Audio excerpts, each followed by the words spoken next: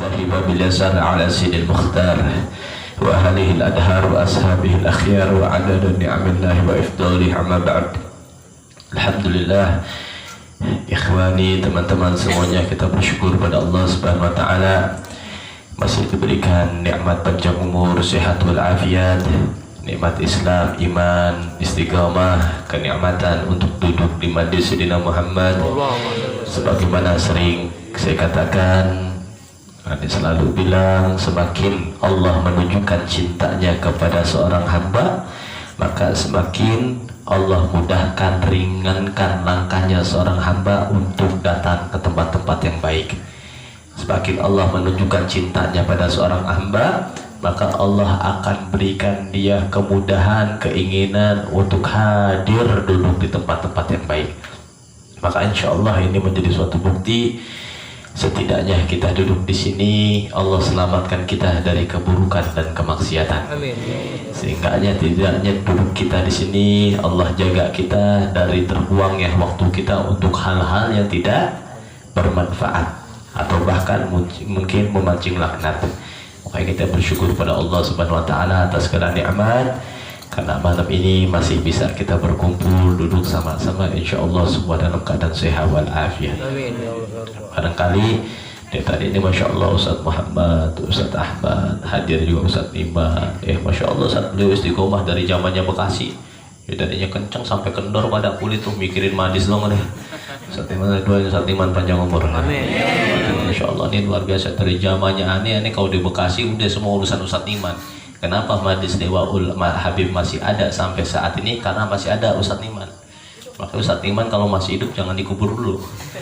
Masih ada Ustadz Iman. Kalau nggak mau, udah dari dulu orang aneh mah diusir, mau Wahabi saja diusir, Majlis aja untuk ada beliau tuh yang maju. Aneh mah tidurnya di kamar rebahan. Ustadz Iman yang ngurusin. Ustadz Ahmad, Ustadz Muhammad, Ustadz Wawan. Ini pembahasannya Masya Allah kemerdekaan semua ya. Kemerdekaan semua pada Agustus. Emang kapan Agustus? Ya, besok insya Allah. Insya Allah kemerdekaan semua yang luar biasa. Walaupun kita sering kali katakan nih, kita bilang di zaman fitnah, bener gak? Ya, sebenarnya pada hakikatnya kita nggak boleh bilang begitu. Zaman edan, zaman fitnah, zaman rusak, zaman ini, zaman yang disalahin zamannya. Sedangkan kata Imam Syafi'i, orang sering mengatakan ngeledekin zamannya, zaman sekarang zaman fitnah. Padahal yang bikin fitnah orangnya, penghuni yang ada di zamannya tersebut. Zamannya mah dari dulu kayak begini-gini aja udah. Langit masih di atas, bumi masih di bawah, belum pindah, begitu-gitu aja. Bulan adanya malam, matahari adanya siang. Dari dulu zaman begitu terus. Cuma yang bikin jelek, yang bikin rusak, yang bikin fitnah, pelaku orang-orang yang hidup di zamannya tersebut. Kita kan melihatkan itu, aduh ini mah zaman edan beb, ini mah zaman kacau ini. Padahal dia yang kacau, padahal dia yang edan. Sehingga di mana sekarang di zaman banyak orang yang ngejauh dari Allah, berharap kepada selain Allah, lupa sama Allah, nggak minta lagi sama Allah, meringankan segala sesuatu perintah Allah, lebih sibuk dengan urusan duniawinya. Dan bahkan bukan cuma penyakit semua orang, ini penyakit kita juga nih, penyakit diri aneh sendiri, bahkan penyakit yang dimana kita lupa buat mati, seakan-akan kita hidup buat kekal abadi, bener gak? Seakan-akan kita lupa. Padahal ya Allah, dari kemarin lagi ngurusin mertua tuh mikirin di rumah sakit Darmais itu rumah sakit khusus kanker. Semua yang ada di situ berbagai macam penyakit kanker, bukan kantong kering, bukan nih. Ya tapi ujung-ujungnya bikin kantong kering juga udah. Berbagai macam, udah ada yang kemo, semua pada botak semua segala macam. Ya Allah, tapi mikirin, ini yang sakit kanker di sini pada parah, kenapa banyak yang mati orang yang sana? Mikir, ya namanya umur deh. Nggak mikir mau sakit, mau kagak, mau tua, mau muda, mau miskin, mau kaya, kan begitu. Tapi kita dibikin lupa, seakan-akan kita hidup untuk selamanya, seakan-akan abadi. Tuh yang hebat siapa jadi? Yang hebat siapa kira-kira? Setan hebat bener ya. Ngegodanya luar biasa. Udah paling kita mah ingat mati itu juga seminggu sekali kalau hadir mandis. Kalau hadir mandis, ya Allah mati nih. Coba kita pikir, jangan gue besok pagi nggak bisa nyarap nasi uduk nih.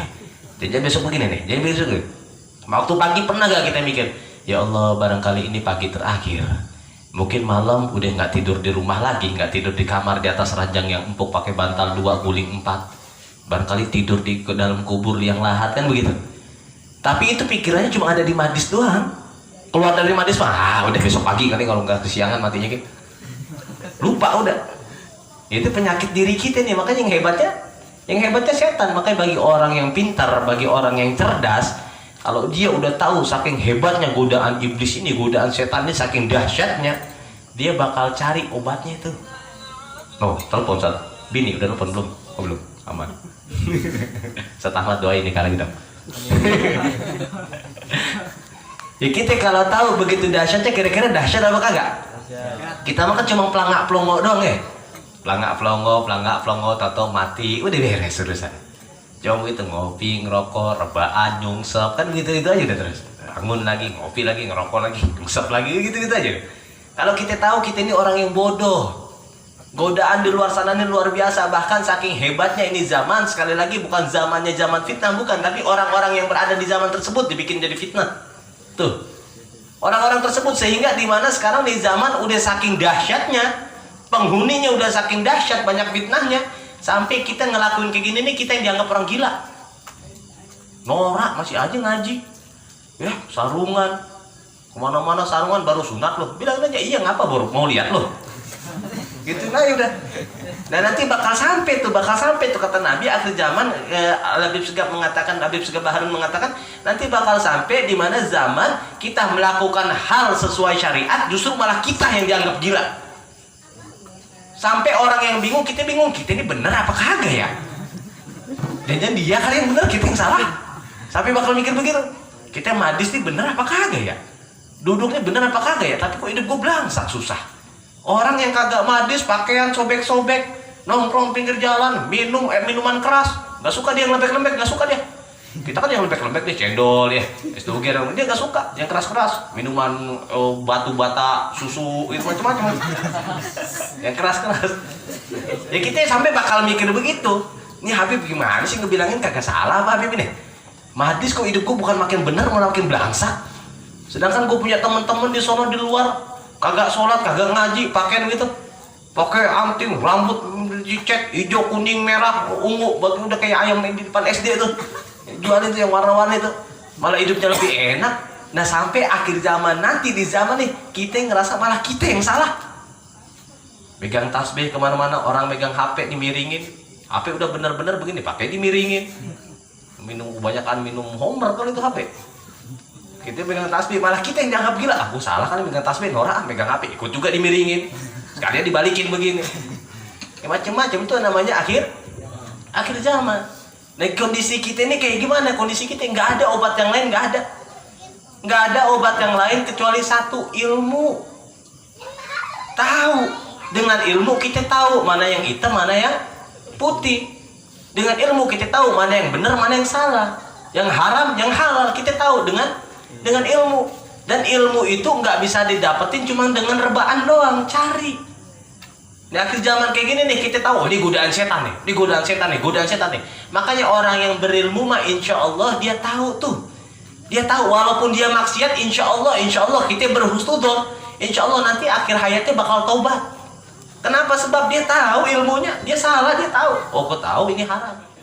Gimana hasil? Jadi kudu dengan ilmu. Karena yang bahaya ini tambah parahnya lagi. Orang di zaman sekarang nih, banyak orang yang salah tapi dia nggak tahu kalau dirinya salah. Kalau kata ulama apa? Rajulun la yadri wa la yadri annahu la yadri. Orang udah salah, dia kagak tahu kalau dirinya salah, itu musibah terbesar tuh. Pede habis. Udah tahu dia salah tapi nggak tahu dirinya salah. Maksudnya apa? Ini tahu, dia tahu dirinya ini bahlul. Tahu bahlul? Geblek.